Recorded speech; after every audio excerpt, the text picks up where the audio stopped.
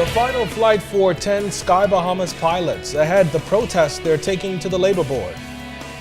Also tonight, why there's still no sentence for Kofi Goodman. And a cold case mystery haunts a teen's family. We'll tell you where the investigation is headed. The National Report starts now. Now in HD.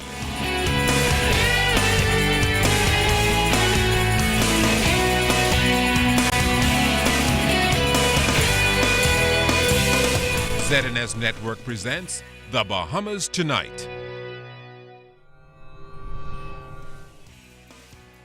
This segment of the news is brought to you by BTC, powered by Lime. Good evening, everyone. I'm Keish Latterly. And I'm Quintino Knowles. Thanks for joining us. Topping the news tonight, Sky Bahamas CEO Captain Randy Butler says he'll know for sure by tomorrow which employees he'll have to let go from the airline due to the fusion of receding profits and a stifling bout of industrial action last week. Well, this as pilots take action to have those same pilots who were terminated on Friday reinstated. Our Janine Ferguson is following both sides.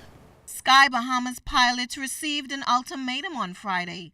Take a furlough and hope to get back on the job in 6 months, or take your severance packages and join the unemployment line. Members of the Bahamas Pilots Alliance say this is not right and such action is illegal. In the Bahamas, either you fire or you keep employees.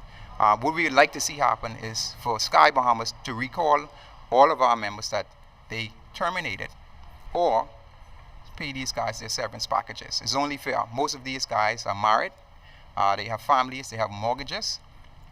They weren't even given 2 weeks notice, so the least the company could do is give them their severance packages. Johnson is questioning the reasoning behind the company's actions. This after Sky Bahamas held a job fair and reportedly hired additional staff. Wouldn't this additional staffing be a strain on the company's alleged compromised finances? Additionally, Captain Butler claimed that the lack of flight crew over the past week has caused major operational and financial problems for the company for 2 days. So we would like to confirm if Sky Bahamas will be able to keep its doors open with minimum staff after termination of these 10 pilots. But Sky Bahamas CEO Captain Randy Butler says last week's sick out by pilots threw the company in limbo.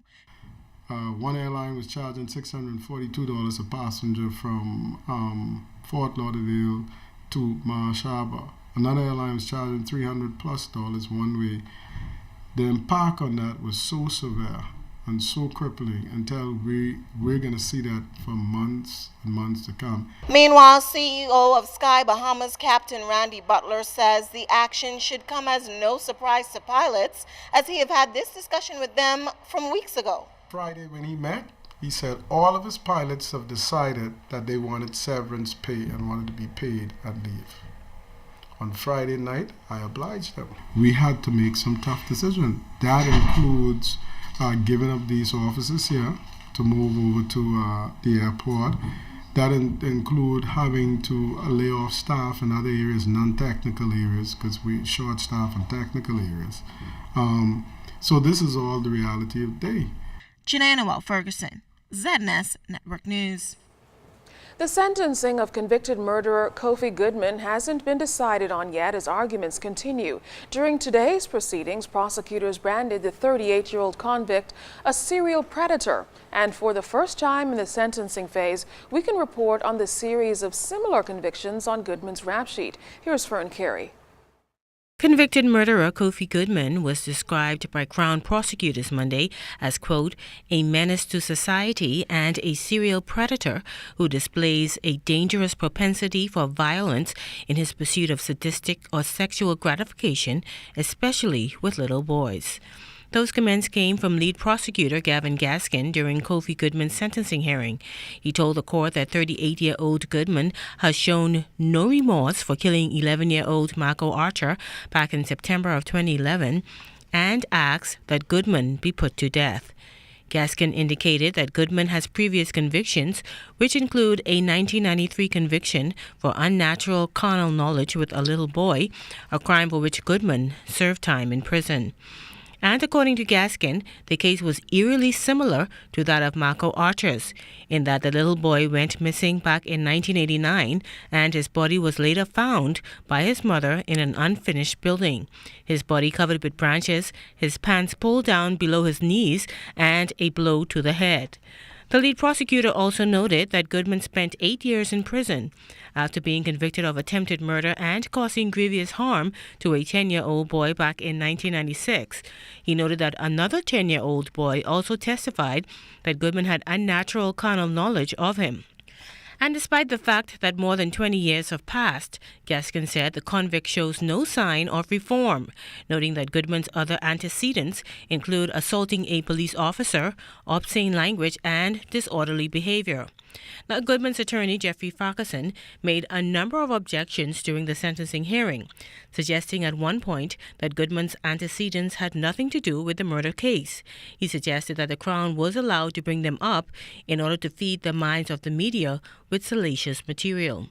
Farquharson also objected to the death penalty for Goodman, noting that the Privy Council has deemed it unconstitutional. He then asked the court to consider a 15-year prison term for Goodman instead. In the end, the court adjourned the hearing to consider the submissions made by both sides. Goodman returns to court on October 28th at 2:30 p.m. for sentencing. Fern Carey, ZNS Network News.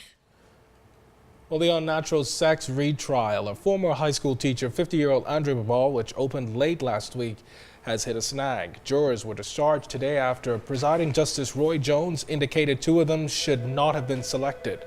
Justice Jones also indicated that as a result of the, quote, misrepresentation, he had to discharge the jury. That now means a third trial will have to be put on.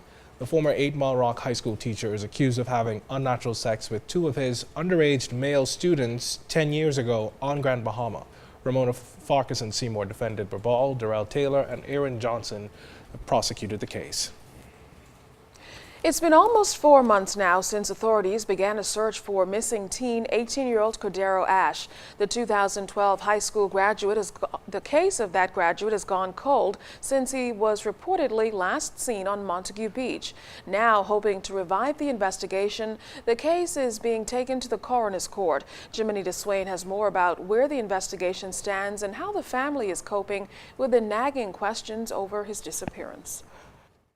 The Central Detective Unit Superintendent Paul Rule tells ZNS News that police have turned the case over to the coroner's court because they've exhausted all avenues in their investigations. Cordero's body has never been found and no criminal charges have been filed in connection with his disappearance. Cordero's mother, Patrice Ash, says she wants closure but isn't looking forward to the inquest. The coroner's court has it now and they say it's going to take about 6 to 7 months to, for the case. So waiting a whole year is like, oh my God. You could imagine you having to bring that fresh all up over again.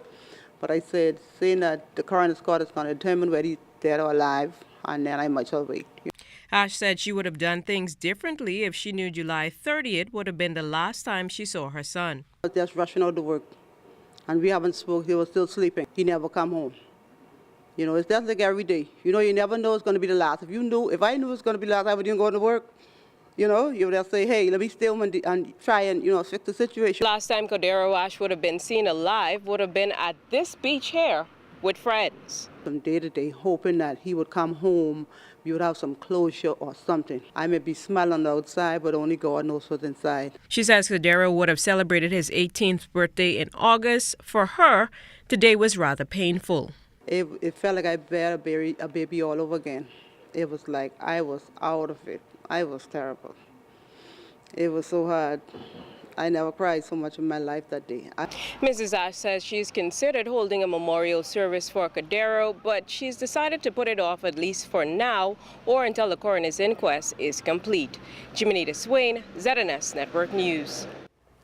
Joyanne Ferguson Pratt was officially sworn in today as Chief Magistrate. The brief swearing-in ceremony took place in the chambers of Chief Justice Sir Michael Barnett. A former chief counsel in the Office of the Attorney General, Ferguson Pratt also presided over the gun court and served as acting chief magistrate before her appointment to the current post. Ferguson Pratt says reducing the backlog of cases is among her priorities as the new chief magistrate. Backlog of cases is a matter which we must tackle, and we will do it one step at a time. There is a wonderful cadre of professionals who I am privileged to be their team leader, and I'm assured of their support as we go forward. And so we're going to all roll up our sleeves, and I intend, by the grace of God, to live out my judicial oath, which is to do right by all manner of people according to the law. Well, coming up, a lesson in perseverance.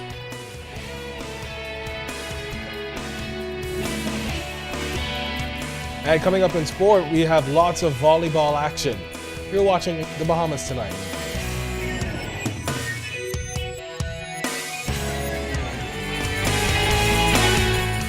This portion of the news is brought to you by Lux Men's Warehouse.